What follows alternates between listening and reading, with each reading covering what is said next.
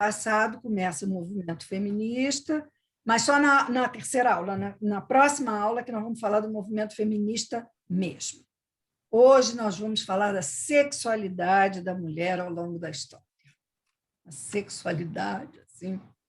Ou seja, nós vamos falar dos interditos sexuais e os não ditos, que eram o padrão. Quando elas se casavam, elas passavam a pertencer aos maridos. Eram severamente punidas por qualquer interpretação equivocada de condutas reais ou supostas. Bastava supor que ela era punida. Elas não podiam dar lugar a dúvidas infundadas, pois o peso da reputação era importantíssimo. Reputação de quem? Que época que você está se referindo? Lá atrás, desde sempre. Idade Média? Não, Idade Média, Idade Renascentista, Idade Antiga, Idade Moderna. Né? As mulheres começaram a ter voz no século passado. Um pouquinho, Cecília, eu acho que na Idade Média a coisa não era tão marcada da supremacia masculina. Eu acho que ela começa mais ali, século XIII, XIV. Olha, os historiadores que eu li diziam que a mulher não tinha voz. Era o marido que resolvia, era o marido que determinava se ela podia isso ou aquilo. A voz era do homem. Mas, enfim, continuemos com a sexualidade. O assunto sexo era interditado. O pudor total. As mulheres não deviam se olhar no espelho. Em compensação, os homens iam para os bordéis e os espelhos estavam nos bordéis abundantemente. Ou seja, as mulheres de família mal conheciam seu corpo. E toda evocação da feminilidade era mal vista, como, por exemplo, a escolha das roupas íntimas. O corpo tinha que estar coberto, protegido. Do lado de fora de casa, haviam os cafés, os bares, as cocotes, os livros pornográficos, tudo para o homem. Para a mulher, nada. Então, a diferença entre os homens e as mulheres sempre foi uma coisa enorme. O homem tentava fazer da mulher uma criatura totalmente oposta a ele. Ele era o sexo forte, ela o fraco. Este era um ideal narcisista do homem patriarcal, do sexo dominante, que se servia do oprimido, e se servia no sentido prático, né? E também aquela questão de cultuar os pezinhos, as mãozinhas, as tranças, o pescoço, o colo, enfim, o que excitasse a ele. E nesse culto apreciava a fragilidade para ele poder se sentir mais forte, mais dominador. A questão era deles, né? Eles é que faziam dela um objeto para eles se sentirem poderosos e fortes. Mas, Cecília, elas topavam o jogo. Óbvio. Porque elas ficavam de frágeis. Não tinham voz nenhuma. Era assim, era o padrão, né? Para tal, as cinturas tinham que ser finíssimas, super amarradas, os cabelos longos, cheios, vídeos penteados da corte, né? As ancas para encherem os quadris. Segundo os médicos, várias tiveram problemas respiratórios e hemoptises, que eram aquelas tosses com sangue. Então, a heroína romântica era aquela pálida virgem do poeta, muitas vezes doente do pulmão. Além desse pudor obsessivo, a complicação nas roupas tinha um outro efeito perverso. Suscitavam um erotismo difuso ao vislumbre de uma perninha, de uma canela, um colo disfarçado sobre rendas, né? Se você, por acaso, fazia um decote assim um pouco maior, tinha que botar broches ou escapulários ou coisas assim para ficar preservado. Os romances brasileiros mostravam muito bem isso, esse desejo masculino pelas partes femininas, né? Em Machado de Assis, A Mão e a Luva, A Pata da Gazela, de José de Alencar, por aí. Os pés tinham que ser pequenos, delicados. E aí eu me lembrei de um livro, dos 20, 30 anos atrás, de uma chinesa daquelas que migrou para os Estados Unidos e escreveu, em que ela contava que as meninas, bebês, as mães amarravam os pezinhos, né? Faziam assim uns pezinhos ao longo do pezinho, para os pezinhos não crescerem. E isso ia, adolescência adiante, até que gangrenavam e apodreciam. E elas ficavam com aquele pé pequenininho, cotoquinho mesmo, para poder agradar os homens que gostavam de pezinhos delicados. Como seriam as noites de núpcias, já que esses homens só conheciam o sexo com as prostitutas? Dizem que a viagem de lua de mel surgiu para as famílias não se constrangerem com tal. Por quê? Os homens estavam habituados a ter relações com as mulheres livres, lá fora de casa. Eles não sabiam o que era, como era que eles iam ter uma relação sexual com uma mulher completamente ignorante, que não sabia de nada do que era aquilo e que tinha que ser com uma certa delicadeza, com um certo carinho.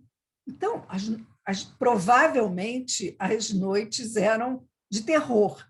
Então, eles resolveram criar a noite de núpcias para as famílias não se constrangerem com o terror que devia ser constrangimento, né? Os corpos das mulheres deveriam permanecer cobertos. Há registros de camisolas e calçolas com furos na altura da vagina. Somente no século XX... peraí, desculpa que eu esqueci de desligar essa bodega. Pior que vai tocar de novo. Como é que faz? Vou botar dentro da gaveta. Os corpos das mulheres deveriam permanecer cobertos. Há registros... já falei isso. Somente no século XX, a nudez começou a ser praticada. Século XX. Fazia-se amor no escuro, sem que o homem se importasse com o prazer da mulher. A brevidade das relações sexuais deve ter sido uma constante. Devia ser de coelho, né? Não havia mulher queixosa de falta de sexo. Na Europa, desenvolveu-se uma aritmética do coito. Os homens contavam e anotavam em seus diários o número de vezes que faziam sexo. Por quê? Porque eles tinham que procriar com aquelas beatas, com aquelas santinhas. Mas eles se cansavam de fazer sexo na rua. Então, eles ficavam com isso. Havia teoria de que, se você gastasse muito o seu sêmen, você não conseguiria procriar. Então, eles tinham tabelinha para não desperdiçar o sêmen. Não faltavam teóricos para quantificar a capacidade anual de intercursos entre homens e mulheres. Para uma grande maioria, o sexo era um sacrifício. Para a grande maioria das mulheres, acredito até que para os homens também, quando se viam naquela situação de uma relação com aquela beata que não sabia de nada e que devia gritar, devia espernear, sei lá. Enfim. O amor físico sendo combatido, o que havia entre os casais era uma amizade plácida e sossegada ou não. Mas esse culto da pureza reforçava a distância entre os casais. Tornavam-se as mulheres umas beatas pudicas, cumpridoras de deveres, chatas, azedas, e eles os bastiões de um respeitoso egoísmo e qualquer demonstração em relação às esposas. E o domínio da sexualidade feminina? Esse era sempre da outra, da mulher bonita, da cortesã, da louca, da histérica. Sim, havia médicos que diagnosticavam as infidelidades femininas ou amores múltiplos como distúrbios psiquiátricos. As que se revelassem fora dos padrões, bonita, sedutora, boa mãe, submissa, seriam um ser antinatural. Ou seja, se você sentisse desejo ou prazer, você era anormal. Em casos extremos, recomendava-se a ablação do clitóris e a cauterização da uretra. Como vemos, a sexualidade feminina se apresentava como terreno perigosíssimo e era de bom tom não a confundir com sentimentos honestos, menos ainda com amor. A não satisfação do desejo sexual cobrava um preço alto, e a paixão por outros homens, que não o marido, ou seja, o adultério, também aparecia aos olhos dos médicos como manifestação histérica. Os remédios eram os mesmos havia 200 anos. Banho frio, exercícios, passeio a pé. Aliada à questão da sexualidade da mulher, estava a questão da violência. Os historiadores escrevem que o século XIX, época de grandes mudanças, e graças à crescente urbanização de alguns centros, teve início a construção de uma imagem feminina, civilizada, civilizadora, identificada a pureza da Virgem Maria e a quem toda imagem de violência era negada. Fora desse ideal de mulher, casada, mãe, piedosa, haveriam as transgressoras, as violadas e as violentadas. Se não fosse santa, era puta. Ia para o tribunal. As perguntas eram: provocou ou pediu para apanhar? Comprometeu a honestidade? Seduziu ou foi seduzida? E, obviamente, que nos tribunais era a palavra da mulher com as suas testemunhas contra a do homem com as testemunhas dele. Quem ganhava? A mudança do século XIX para o século XX, o Brasil viveu uma ascensão da classe média e assistiu a um crescimento urbano e a industrialização sem precedentes. E com ele, processos que conduziram ao aumento das possibilidades educacionais e profissionais para as mulheres. Mas as mudanças não tinham atingido as mentalidades.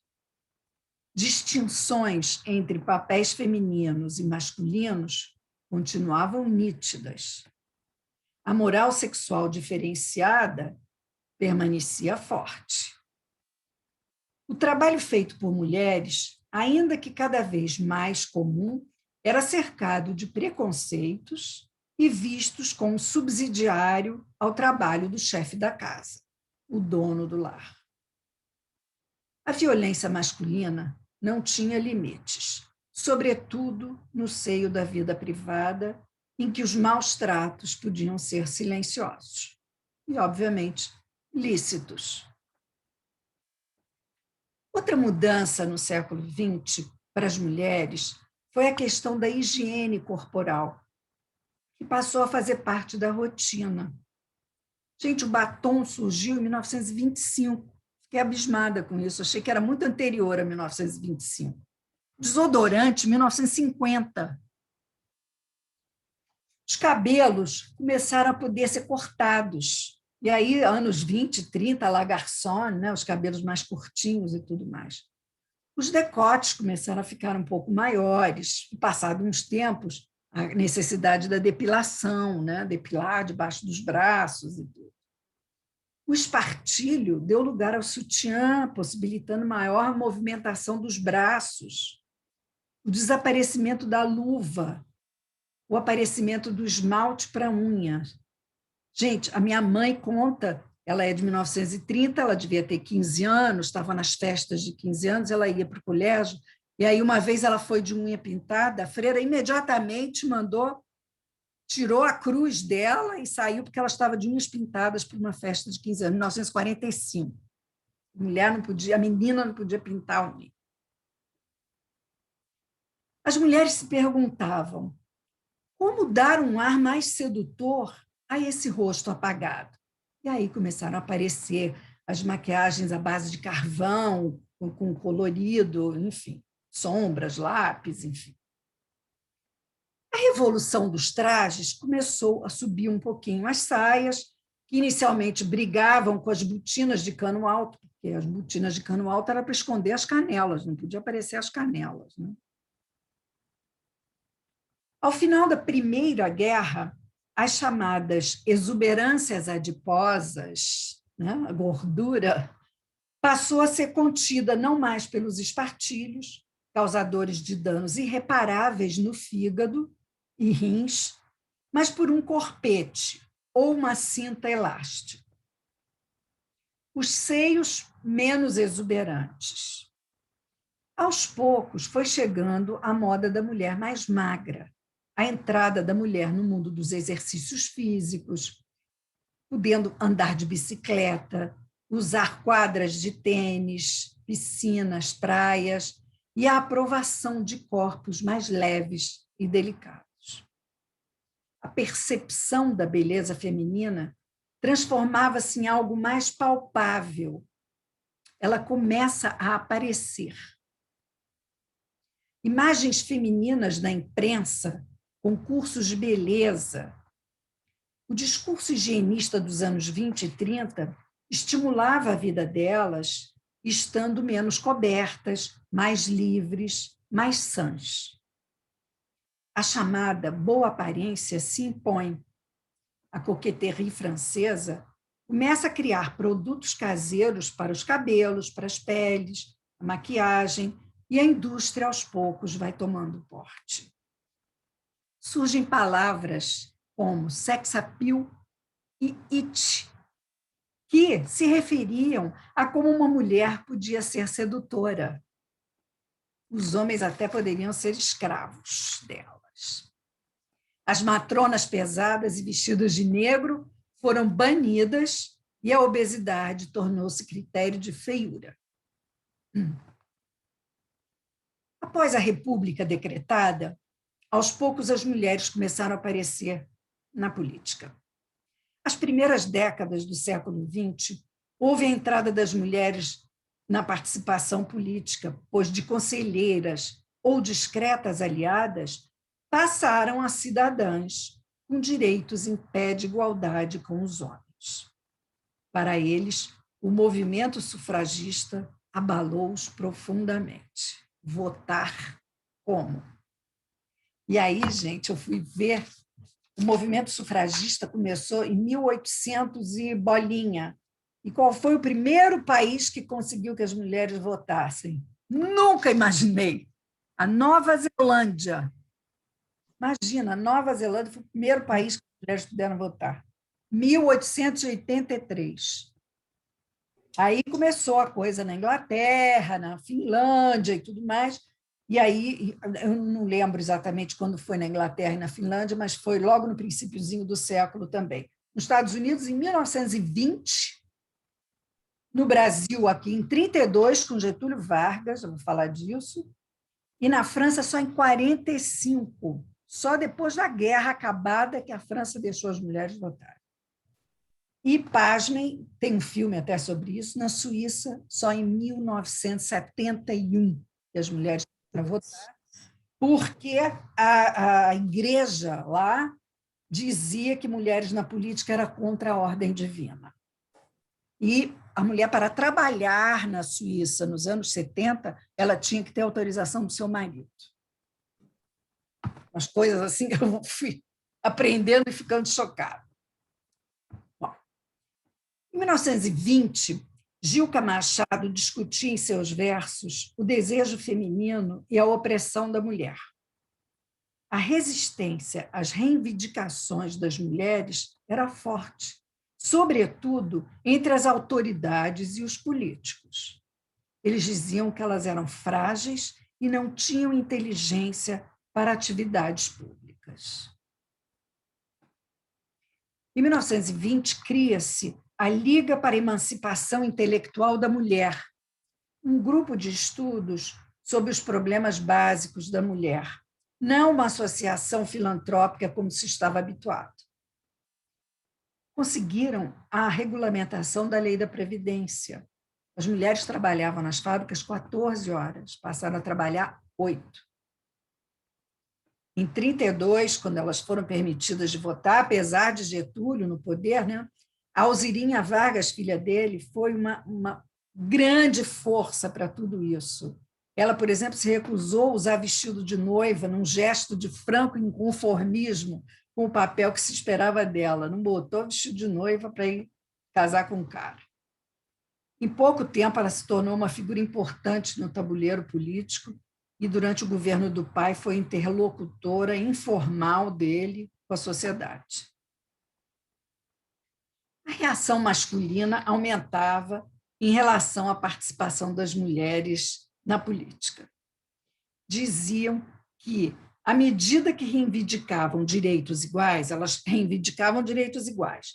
Então, elas passariam a ter direitos e iguais deveres, perdendo a proteção que lhes era devida pelo sexo masculino.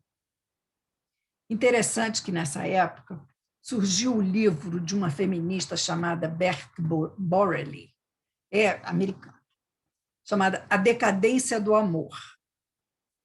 Eu não sei por que chamam ela de feminista, porque a mulher fez o maior sucesso fora dos Estados Unidos, os Estados Unidos não fez, não. Os Estados Unidos foi o primeiro país, o movimento feminista foi muito mais assim, adiante do que no resto do mundo. Foi os Estados Unidos o primeiro país as mulheres começarem a botar para quebrar mais. E esse livro dessa Bert Borelli fez sucesso no mundo, nos Estados Unidos nem tanto, mas advertia a intromissão de companheiras no mundo da política. O certo seria cooperar ao lado do homem com todas as suas energias para o engrandecimento universal. As desculpas eram que a emancipação política da mulher seria incompatível com o estado de dependência natural feminina, pois esvaziava o papel de mãe. O individualismo feminista era contrário aos interesses da família.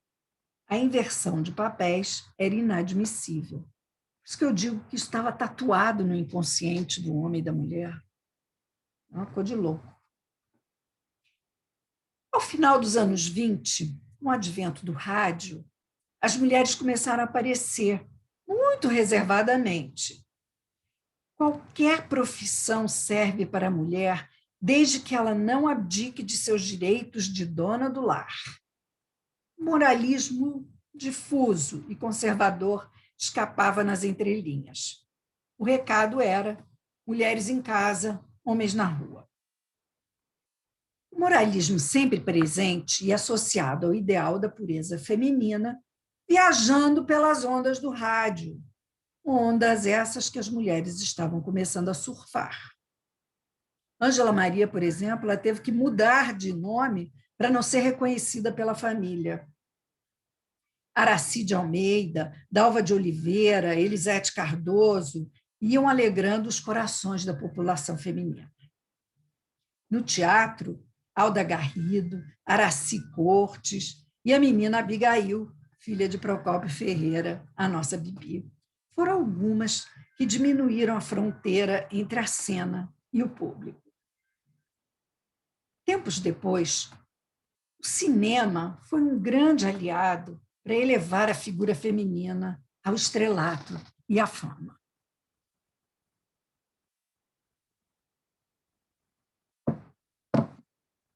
Ditavam a moda, a forma de agir. O namoro pulou a janela, fora da porta da rua. O contato físico se estreitava. No cinema e nas revistas, as fotos dos artistas, os olhos perdidos de paixão, encantavam as mulheres e concediam uma permissão, uma identificação com elas em todos os aspectos. Os namoros começaram a ficar mais permissivos. As pessoas podiam se tocar. A anágua e a combinação eram obrigatórias para dificultar o toque direto na pele. Ainda assim, tudo que parecia pôr um fim à sexualidade culpada convivia, infelizmente, com conveniências hipócritas com a vergonha do próprio corpo. Mas não podemos esquecer que os homens custavam aceitar esses modernismos. A mulher dada perdia seus mistérios para eles. A recusa, em nome da pureza, era ingrediente que atraía o sexo masculino. Ou seja, a mulher bem objetificada e sem direito ao discurso.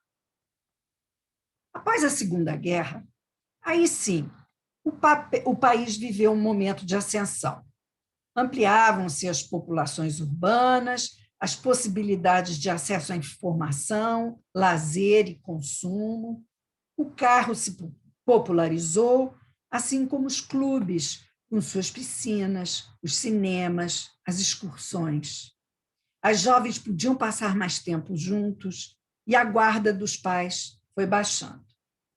Eles aprendiam a namorar com Lorraine Bacall e Humphrey Bogart, casal de amantes na vida real. As revistas tornavam-se formadoras de opinião. E eu encontrei uma coisa que eu achei divina, que eu vou ler para vocês. Um teste do O Cruzeiro dos anos 60, não diz de que ano exatamente. Teste do bom senso, da revista O Cruzeiro. Suponhamos que você venha a saber que seu marido a engana, mas tudo não passa de uma aventura banal, como tantas na vida dos homens. Que faria você? 1. Uma violenta cena de ciúme. 2. Fingiria ignorar tudo e esmerar-se-ia no cuidado pessoal para atraí-lo. 3. Deixaria a casa imediatamente. Resposta. A primeira resposta revela um temperamento incontrolado e, com isso, se arrisca a perder o marido, que, após uma dessas pequenas infidelidades, volta mais carinhoso e com certo senso de remorso. 2. A segunda resposta é a mais acertada, aquela de fingir ignorar tudo e esmerar-se no cuidado pessoal para... Então, essa é a mais acertada. Com isso, você atrairia novamente seu marido e tudo se solucionaria mais inteligentemente. A terceira deixaria a casa. A terceira é insensata. Qual mulher inteligente deixa o marido só porque sabe de uma infidelidade? O temperamento poligâmico do homem é uma verdade, portanto, é inútil combatê-lo. Trata-se de um fato biológico que para ele não tem importância. Não é um espetáculo? Ali, 60 anos atrás, gente, estou falando de 60 anos atrás, nada na história, né? Em meados do século passado, ou seja, 60 anos atrás, o que contava ainda eram as aparências e as regras, pois, mesmo se ele se divertir, não gostará que você fuja dos padrões, julgará você leviana e fará fofoca a seu respeito na roda de amigos. O noivado já era um compromisso formal com o matrimônio, um período de preparativos mais efetivos para a vida em comum. Nesse período, o casal poderia tentar avançar nas intimidades. Cabia à mulher refrear a ansiedade do rapaz, conservando-se virgem para entrar de branco na igreja. Uma leitora desesperada escreve numa revista: quando uma mulher sorri para um homem, é porque é apresentada. Quando o trata com secura, é porque é de gelo. Quando consente que a beije, é leviana. Quando não permite carinhos, vai logo procurar outra. Quando lhe fala de amor, pensa que quer pegá-lo.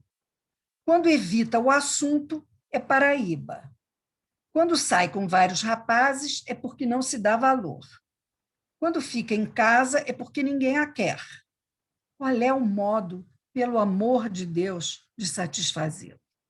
Aquela coisa do o outro é que importa, né? O que eu faço para agradar o outro? Eu não conta. Interessante é ver o desespero dela, não de ter um lugar, mas o que ela, como objeto, representa para aquele sujeito. Mas, finalmente, algumas foram rompendo esse padrão e começaram a transgredir, fumando, lendo coisas proibidas, explorando a sexualidade nos bancos dos carros, discordando dos pais e abrindo mão da virgindade e, por vezes, do casamento.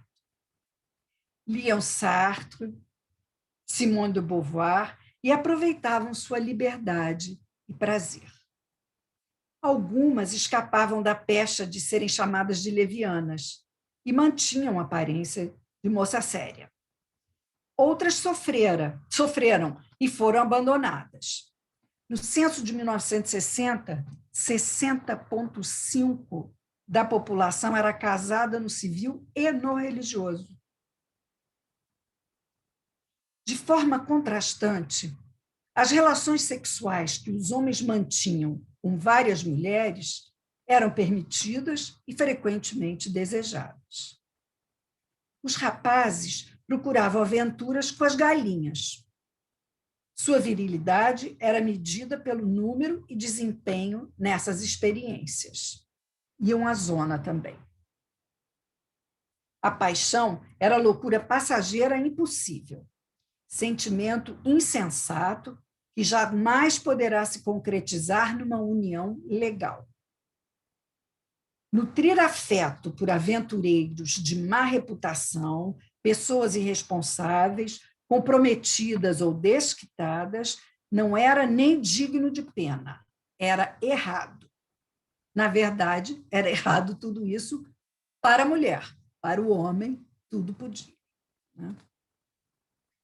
Brigas entre o casal, a razão era sempre do homem.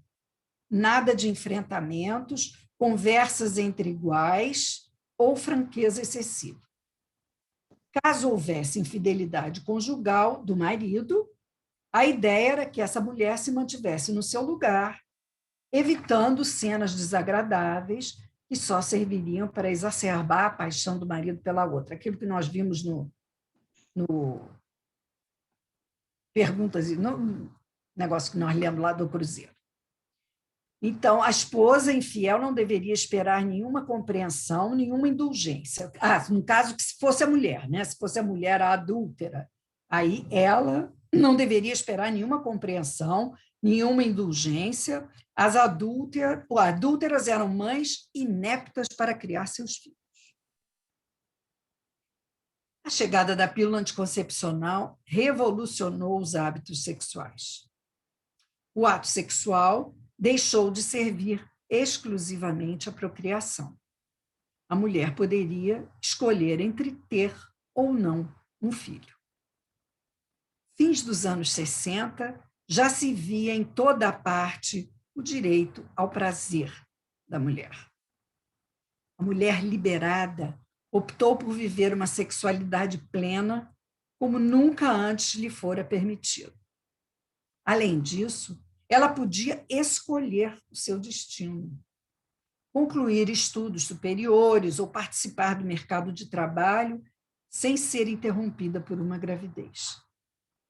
A verdade é que as 3 últimas décadas do século XX, o corpo feminino passou por uma revolução. Por poderem escolher ter filhos ou não, fazer amor a hora que quisessem, elas também se tornaram mais exigentes em relação ao seu parceiro e passaram a viver uma sexualidade mais ativa e prolongada. Quando da realização do ato físico, desejo e excitação continuaram um pouco percebidos como domínio masculino.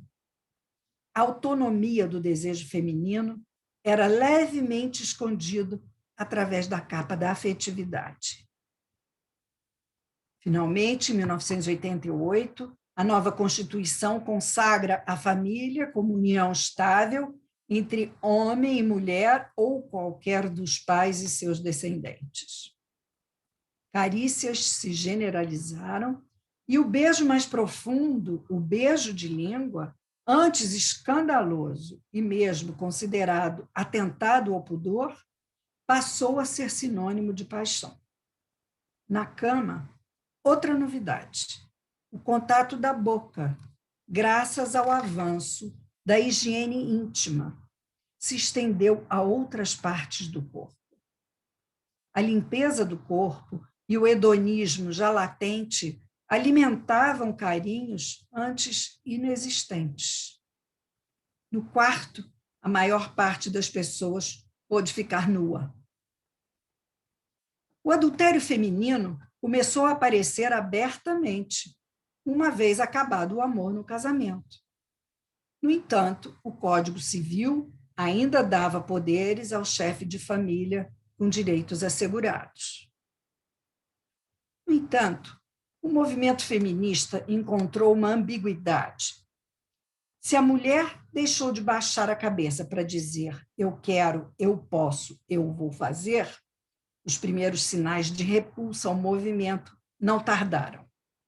Choviam depoimentos sobre feministas arrependidas, vistas como mal-amadas e masculinas.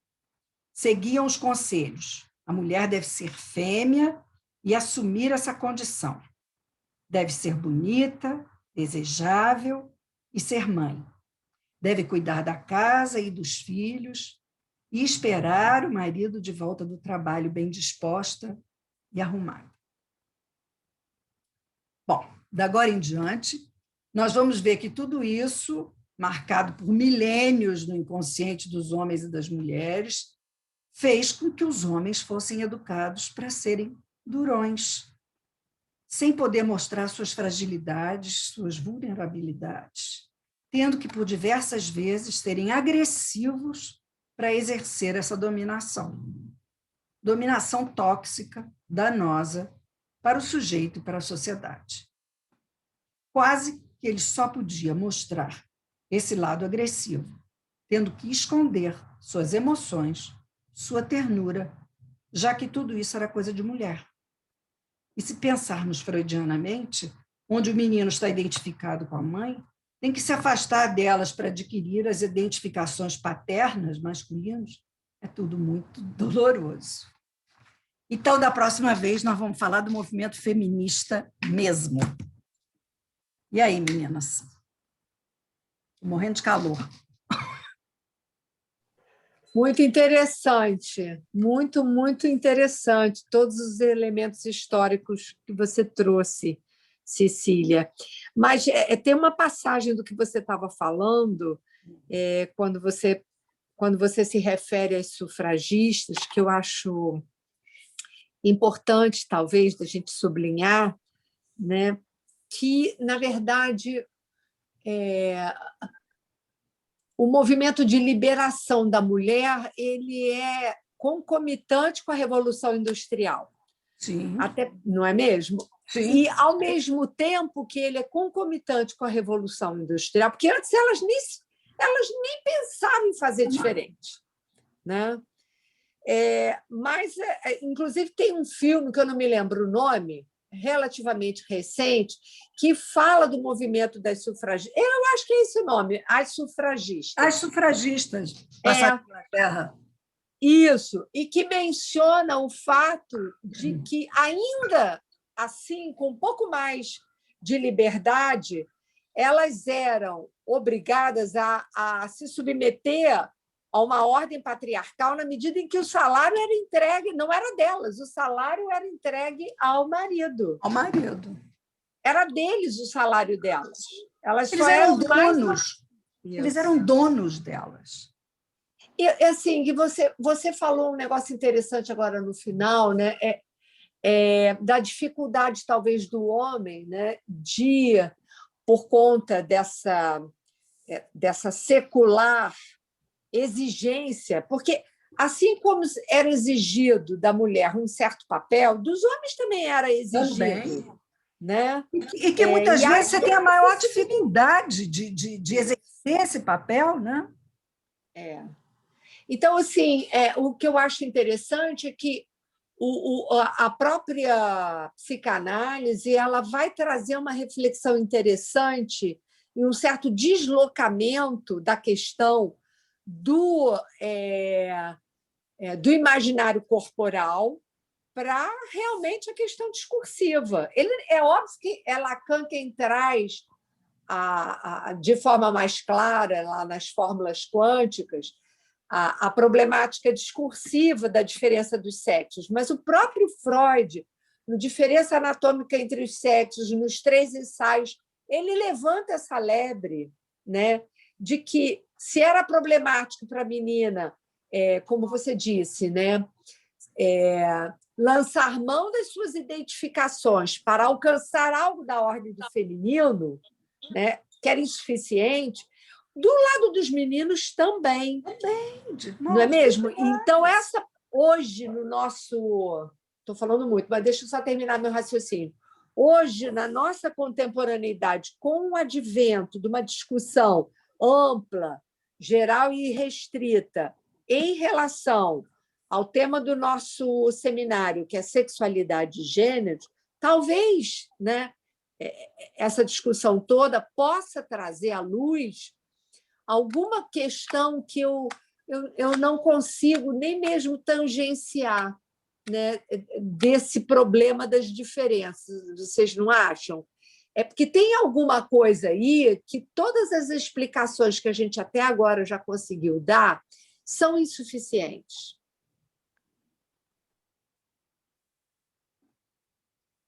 Olha, tem gente aí querendo falar.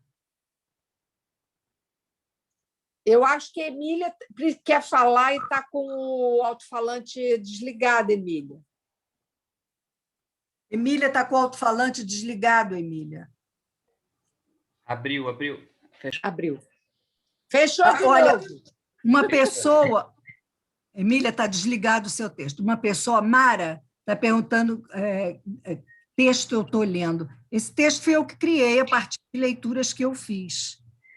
Pediram aqui se a senhora vai disponibilizar ele, o texto. Ai, é tudo escrito à mão. A gente não vai pegar esse material para publicar?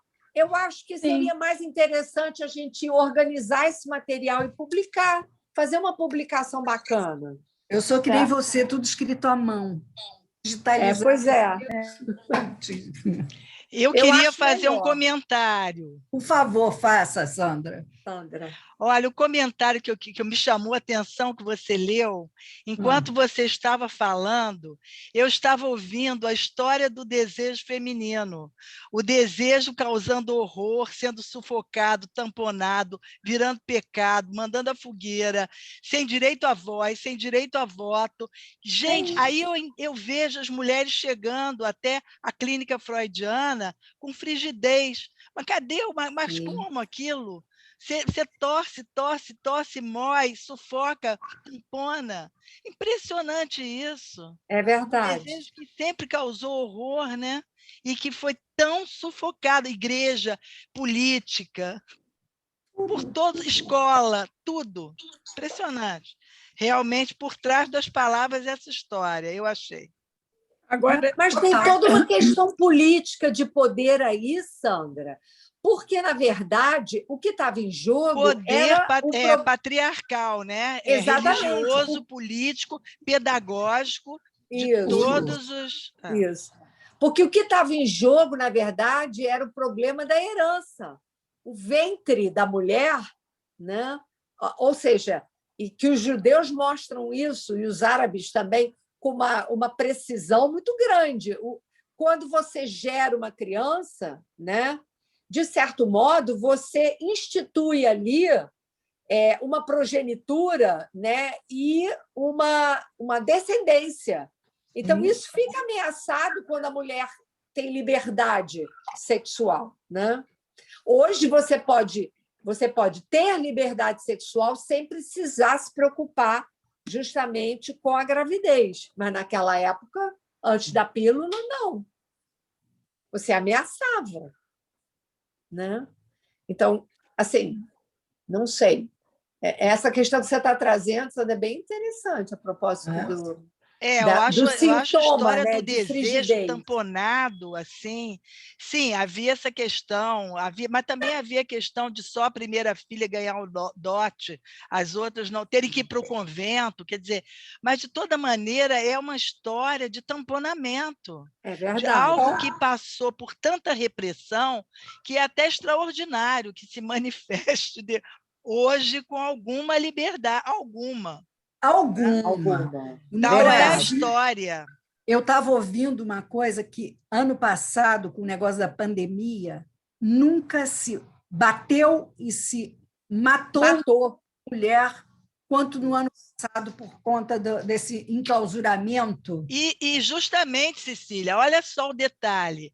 É insuportável o desejo da mulher por outro homem. Você repara a quantidade de homens que assassinam as suas ex-mulheres ou companheiras quando elas se casam de novo, elas namoram.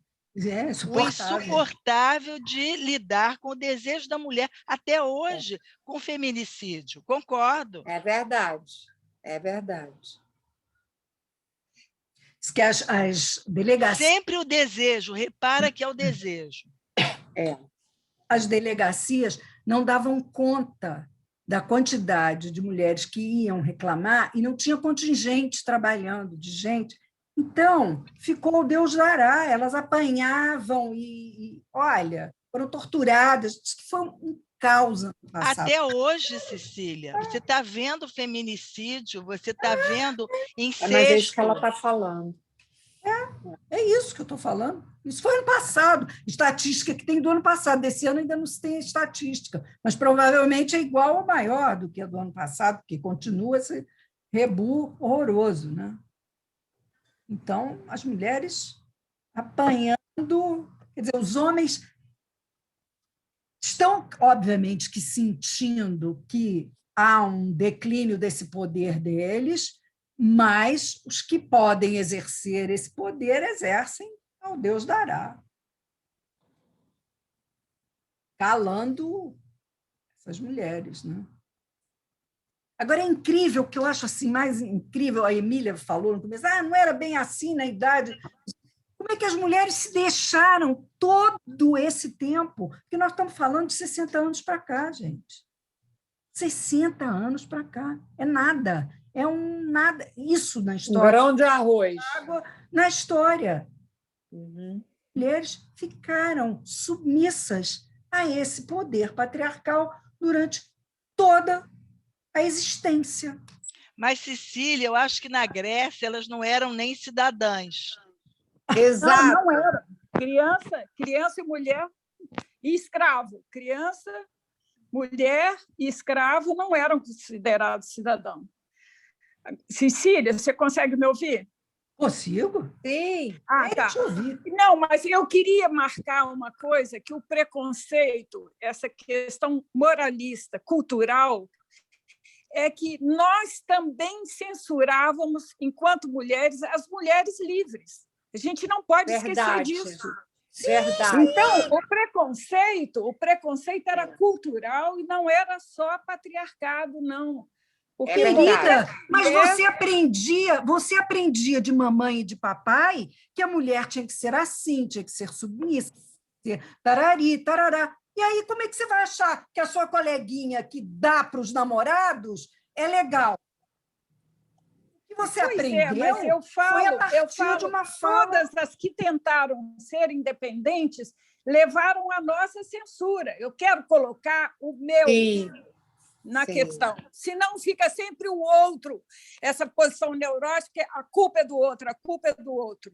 Verdade. Então, eu acho que nós, mulheres, temos responsabilidade nessas questões.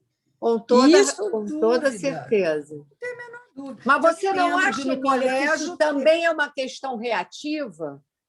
Né? A mulher não suporta ver uma outra mulher... Aquilo que eu queria. Com uma liberdade que ela não se dá. Eu, aos 15 anos, tinha mesmo? Namoravam e davam, e eu tinha uma inveja horrorosa daquilo. É. Elas Eu eram posso chamadas de contar uma galinha, coisa mas eu bem estava doida para próxima? ser uma galinha. Olha só, deixa eu contar para vocês uma coisa bem próxima, não vamos nem muito longe em termos de época. A minha mãe, né? Minha mãe casou grávida, para início de conversa. E minha mãe, ela como estudante, para ela fazer medicina, ela teve que sair da casa do pai dela, porque o meu avô não permitia que as filhas tivessem outra educação e não alcançasse outra profissão que não a de professoras. E minha mãe se recusou.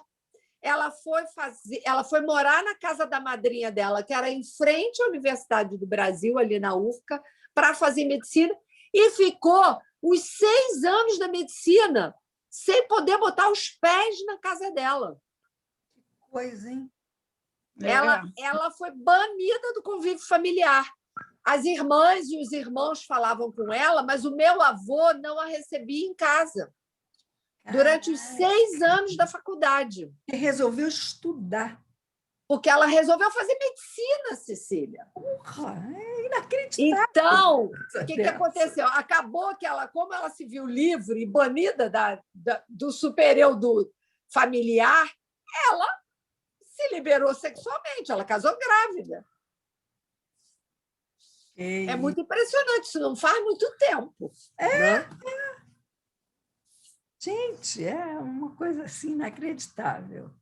Mas a Emília trouxe uma questão que eu acho que vale a pena a gente explorar um pouco mais. Emília, por que será, né, que as mulheres produziam preconceitos a essas mulheres, né, ditas livres? Né? Por que será?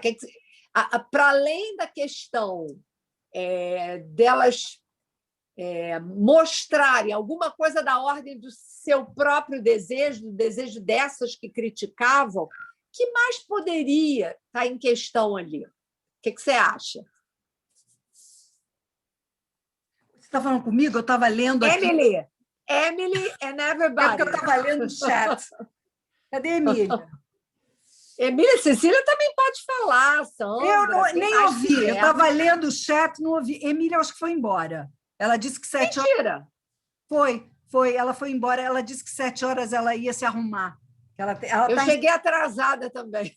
Ela está em São Paulo, na casa da neta. E aí, tá. Jantar, e o Diabo a 4. Ela disse que 7 horas ia sair. Bom, então a pergunta fica para todos. Por exemplo, eu acho o seguinte: a sua mãe, em primeiro lugar, é vanguarda, total. Né? Total. Agora, eu acho assim, a mulher ocupava um lugar associado ao recato, talvez. Então, aquilo também tinha um valor social. É uma resposta que eu posso arriscar. Talvez arriscar, eu não sei, mas havia um lugar, vamos dizer, das mulheres direitas, talvez. Exatamente. E havia um lugar, vamos dizer, da bruxa, que seriam as vanguardistas, mas que empunhavam o seu desejo. Gente, olha como a mulher tem que ser forte para empunhar o desejo dela. Com certeza. E mostrar ali numa barriga, seja lá, entendeu? Num comportamento, porque a vertente dominante era a repressão e era a condenação. Então, ela, do momento que era uma mulher casada, sei lá, ela tinha que justificar aquele papel, como a Cecília mostrou o teste no Cruzeiro. Não é? A vida da Clarice Lispector, ela até ilustra bem isso, porque em alguns anos da vida dela, ela foi colunista de costumes, né? Ela, inclusive, era ghostwriter, ali tinha a Ilka Soares, ela dava conselhos e tal. Na Manchete, eu acho, não sei e tal. Bom, mas aí ela fazia também o que convém, não convém usar maquiagem muito vibrante, não convém usar quer dizer, a Clarice, que nascida em 1920. Mas, mesmo assim, toda aquela fase dela, da vida diplomática, foi uma fase de contenção absurda do desejo dela. É verdade. Né? E depois que ela se libertou daquele casamento e veio para o Brasil, é que ela dá voz um pouco aos fantasmas, aos desejos. Ela vive a grande paixão com Paulo Mendes Campos, entendeu? Isso. Então, assim, E eu entra para o acredito, mas movimento também político, tinha né? isso, a mulher direita, a mulher, a mãe de família, a mulher recatada, e E a mulher vulgar. a mulher vulgar. Então, é o tal negócio, é muito difícil sair de um discurso dominante, como a gente vê no discurso do mestre capitalista. Dificílimo. É. A dificuldade da Sim. mulher ter voz é porque realmente ela foi amordaçada, não foi permitido a ela falar. Mas aí, olha que interessante, a gente precisa também sempre colocar alguma coisa de advogado do diabo aí na brincadeira, porque, veja, o que está acontecendo hoje? Que as mulheres têm mais voz, que as mulheres podem lutar mais pelos direitos, né? E pelo poder, tanto quanto os homens em relação ao trabalho, em relação à sua posição na família e tudo mais. Mas isso provocou nos homens, pelo menos essa é a minha leitura, um certo retraimento. Sim. A decadência da função paterna, a gente já falou algumas vezes disso. Então, mas não é exatamente... Eu acho, Cecília, que é uma resposta subjetiva, né? E talvez uma dificuldade ainda de se encontrar um lugar, aí, um denominador comum, talvez, sei lá, uma dificuldade de se recolocarem, né, cada um deles, o homem e a mulher, num lugar que seja razoável para não o confronto, mas para o diálogo, né, dessas diferenças. Eu acho que hoje os homens, eles, ao mesmo tempo que eles se ressentem dessa posição perdida de dominação, eles se assustam, né? E talvez até uma certa melancolia, com uma posição indeterminada, que lugar lhes cabe na relação familiar, na relação erótica com a mulher. Eu escuto de alguns pacientes uma certa inibição. Total. Concordo com você, escuto também. Principalmente. Então, pois mas assim, o que eu estou convidando a todas nós aqui, ou todos nós, que não somos só as mulheres que estamos aqui, a refletir o que é isso, né? Qual é o elemento aí que, pela perda de gozo, né, de uma posição já enquistada, seja a mulher direita, como a Sandra está falando, seja do macho, né, potente, alfa, que era o lugar comum, o patriarcado e tudo mais, o que essa perda de gozo dessas posições, né, está demandando hoje do sujeito? Eu acho que é alguma coisa que a gente precisa refletir no nosso espaço aqui. Olha aqui, e que Isabela Guimarães quer falar. Assim, Okay. Até sobre o assunto que a Tereza está falando, é porque eu vejo isso, né, essa questão do direito de ir atrás, né, de ter mais voz, mais como normativo do que prático. Porque eu vou falar de experiência própria, né? Eu sou engenheira, eu faço doutorado em engenharia elétrica e eu sou professora. Pela norma, pelo meu direito, eu tenho o direito de dar aulas e tudo mais, fiz concurso, mas quando eu estou na frente da sala de aula, eu não sou bem recebida pelos meus próprios alunos por ser mulher. Então, não há um respeito. Então, assim, apesar de eu ter o direito de estar ali, daquela posição ser minha, a minha área de estudo só tem eu de mulher. Eu chego numa sala onde há 45, 48 homens e 3 meninas. Então, assim, eu acho que é mais normativo do que prático, porque a própria sociedade ainda não vê isso como algo que está acontecendo, sabe? Então, eu não apesar de eu lutar com isso, a favor disso, eu não vejo isso realmente acontecendo. Eu concordo Entende? com você, sim, até porque eles unidos, né, 45 homens contra 3 mulheres, eles se sentem mais poderosos e mais cheios de razão. Isabela, eu acho que talvez tenha outros elementos aí, não só pela sua condição de mulher, talvez, porque você é muito jovem, né? Estou vendo que você é uma menina, você é jovem, você é delicada, você é doce, né? Eu acho que tem outras coisas, mas você tem razão, é muito difícil talvez para um grupo, né, de 40 homens aceitarem uma mulher Exatamente. brilhante, falando bem. Danana. Você vai ter que ser homem pra cacete. Eu estou ciente. É isso. Infelizmente, essa fala é horrorosa. Você vai ter que ser homem pra cacete. É isso, você vai ter que se impor de uma forma avassaladora, A sua própria fala é machista, Cecília. Mas tem que falar, mas tem que ser Eu sei, amor. para impor aos caras, né? Verdade. E ela tem o direito de estar ali e de dar a aula sem ser molestada, sem ser incomodada, sem... Ela vai ter que se impor, é verdade. Vai ter que se impor. Vai ter que se impor. Na marra. Na marra. Né? Obrigada. Isabela, a luta continua. A luta Você tem que continuar. Você não pode ceder espaço. Então, só você vê como é que a luta não foi das sufragistas. Não, é muito pouco tempo de luta, gente. Sim, São 60 anos só. Temos que lutar com unhas e dentes ainda por vários séculos. Uhum. Yolanda, manifeste-se, querida.